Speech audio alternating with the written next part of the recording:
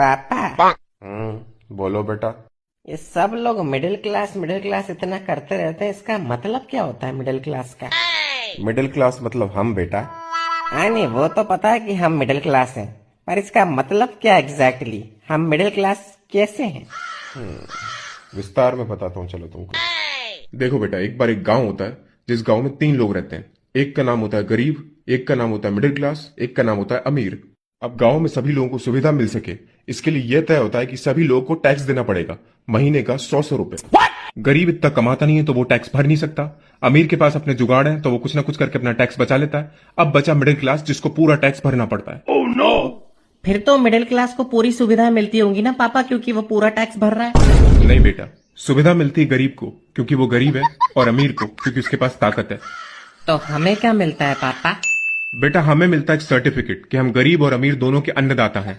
हमारे टैक्स के पैसों से गरीब के घर में राशन पानी भिजवा देती है सरकार, और हम जो लोन के ऊपर बैंक को इंटरेस्ट का पैसा देते हैं, वही पैसा बैंक किसी अमीर आदमी को देता है ताकि वो अमीर आदमी इस देश को छोड़कर भाग जाए। तो इन शॉर्ट बेटा, हम इस देश के सुपर हीरो हैं। अन्नदाता हैं हम गरीबों और अमीरों के। मिडिल क्लास बहुत बड़ा सुपर हीरो। समझ गया पापा।